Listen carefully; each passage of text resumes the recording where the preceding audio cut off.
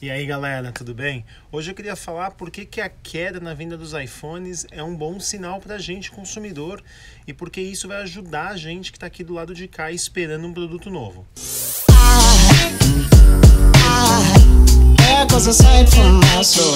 Então vamos lá, deixa eu explicar para vocês por que isso é bom para a gente, né? O primeiro ponto é entender o que está acontecendo. O que está acontecendo, a Apple acabou de divulgar alguns dias atrás uma carta dizendo que o iPhone, né, no primeiro trimestre fiscal de 2019 vai ter vendas abaixo do esperado pelos analistas, e ela culpou basicamente a China, né, como a China sendo um grande impacto. Isso tem um impacto político e econômico muito maior, que tem uma guerra tarifária aqui entre os Estados Unidos, aqui onde eu moro, com a China, o que está impactando isso. Tem outros problemas como na Europa a Apple está sofrendo alguns processos contra a Qualcomm. Então, quer dizer, a Apple está num momento complicado agora,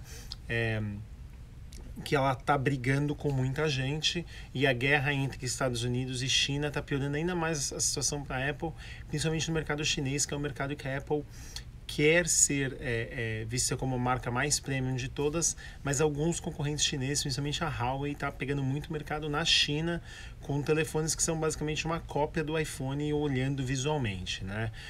Mas aí vamos lá, vamos entender um pouquinho os números da Apple. Em 2016, a Apple vendeu 211 milhões de iPhones, 2017, 216 milhões de iPhone e 2018, 217 milhões de iPhone.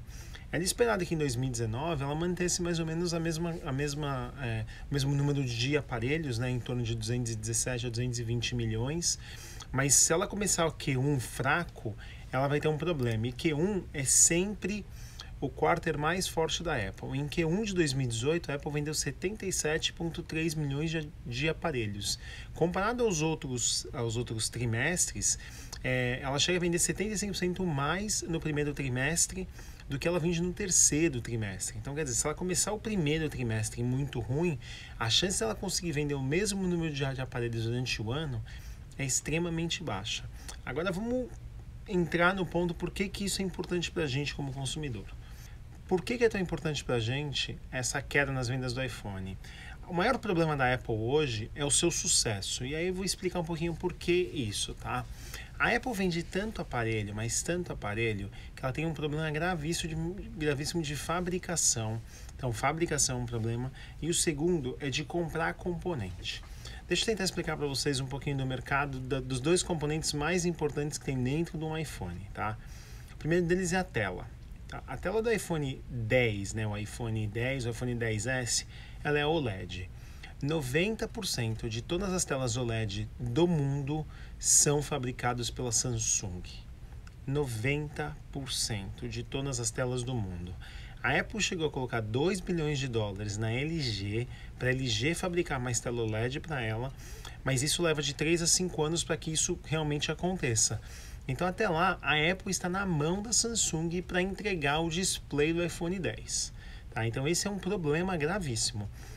Quando você produz um produto, você não quer estar na mão de um fornecedor de componente para o seu aparelho principal. E a Apple está na mão da Samsung. Tá? O segundo grande problema que tem dentro de qualquer celular é a memória e o que é o armazenamento interno, que é o que a gente chama de NAND, né? A memória que tem a memória flash, vamos chamar dessa forma, que está dentro do seu telefone. Então, quando você compra um telefone, ele tem dois tipos de memória. Ele tem a memória flash, que é onde você armazena a informação, as suas fotos, os seus aplicativos e tudo mais, e tem a memória RAM, que é a memória que é usada para processamento do telefone. Esses dois componentes que tem dentro do iPhone são os componentes mais caros do aparelho, tá? Então, você tem a tela, você tem a memória RAM e você tem a memória de armazenamento. Esses são os três componentes mais caros na produção do iPhone. Em quarto vem o processador, porque é muito barato para a Apple, porque ela desenvolve o próprio processador e ela tem basicamente só custo de fabricação, e o custo de desenvolvimento dela é muito baixo pelo número de unidades que ela fabrica, tá? Então, vamos colocar esses três componentes, são os mais caros. A tela do iPhone 10, do iPhone 10S e 10S Max é feita pela Samsung, só pela Samsung. Quando a gente vai para os outros iPhones que tem tela de LED, aí não, aí a Apple tem vários fornecedores, mas para tela LED ela basicamente só tem a Samsung. Próximo componente, memória RAM. Tem 3 grandes fabricantes de memória RAM no mundo, tá? Uma é a Samsung, a segunda é a SK Hynix, a terceira é a Micron. Esses são os 3 maiores fabricantes de memória do mundo, tá? A Samsung tem algo em torno de 40% do mercado mundial de memória. Então, de novo, a Apple está na mão da Samsung para produzir o componente, tá? O terceiro componente que eu falei é a memória flash, né? Memória flash, 50% do mercado mundial é da Samsung. Em torno de 20% do mercado é da Toshiba, tá? Então, de novo, os 3 componentes mais caros que tem dentro do iPhone são da Samsung. A Samsung ganha mais dinheiro vendendo componentes para a Apple do que com o Galaxy. Sim. Você pode estar achando, mentira. Sim, a Samsung ganha mais dinheiro vendendo componente para a Apple do que tendo o Galaxy. Sim, senhor. E aí você está pensando, mas por que a Apple não vai para nenhum outro fabricante e tenta desbancar a Samsung para te dar esse poder da Samsung? Porque é impossível. A Samsung está tão na frente em algumas coisas, do ponto de vista principalmente de manufatura de componente, que a Apple está na mão delas, tá? Então vamos lá. Passei pela parte do sucesso é o maior problema da Apple. E eu queria que vocês entendessem isso, porque isso mexe na inovação. Quando você quer inovar em alguma coisa, você precisa ter um componente, você precisa ter esse componente em quantidade, em qualidade e num preço competitivo. Do jeito que a Apple está hoje, e tão dependente de um único fornecedor, a inovação fica muito complicada. Então a Apple tem que conseguir fazer muita inovação em software, e eu acho que ela tem feito isso muito bem, principalmente com as câmeras, tá? A câmera também é outro ponto. Hoje todos os sensores da Apple são da Sony. Isso também é um problema, tá? Então hoje a Apple está fazendo o quê? Para ela tentar sair do monopólio de tentar ficar forçando mais megapixel, ela está tentando fazer muita inovação em software, porque aí só depende dela, tá? Então esse é o outro fator. Então a queda da venda do iPhone vai puxar a inovação, então a Apple vai ter que fazer mais e melhor. Já que ela está vendendo menos iPhone, esses fornecedores como a Sony, como a Samsung, como a LG, como a Toshiba, a SK Hynix, vai cair o volume de vendas para eles também, e aí eles vão fazer o que? Eles vão baixar o preço. Isso é bom para a gente. Então, no momento que eles têm oversupply, que a gente fala, né? Tem mais produto do que eles conseguem vender, o preço cai. Se o preço cai, a Apple consegue fazer um produto com o mesmo custo, com muito mais coisa. Então, isso é bom para a gente, consumidor, tá? E o último ponto que eu queria falar é sobre a redução de preço, né? Com essa queda das vendas, queda do custo do componente, você pode esperar um iPhone mais barato, e aqui nos Estados Unidos já está acontecendo.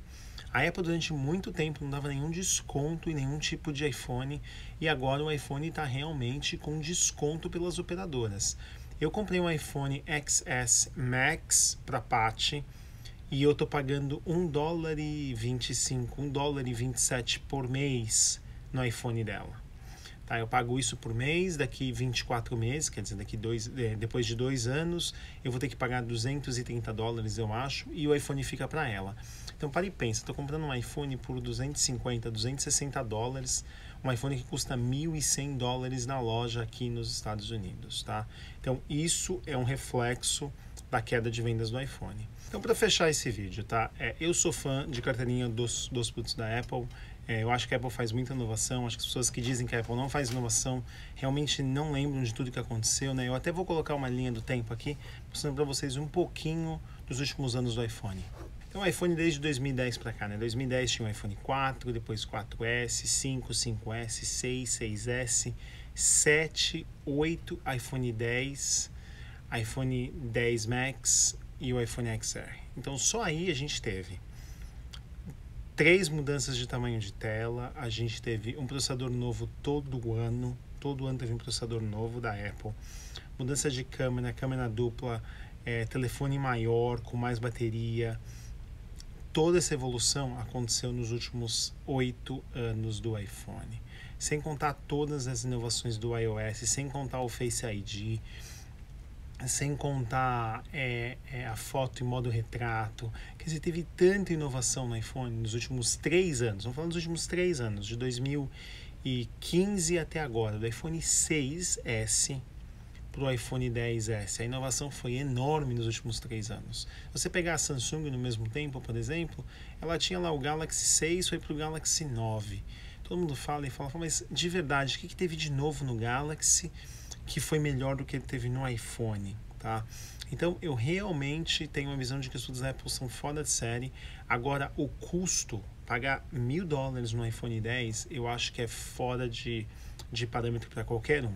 Então, assim, eu não compraria hoje um iPhone pagando $1.100, como eu paguei nesse iPhone que eu estou fazendo esse vídeo.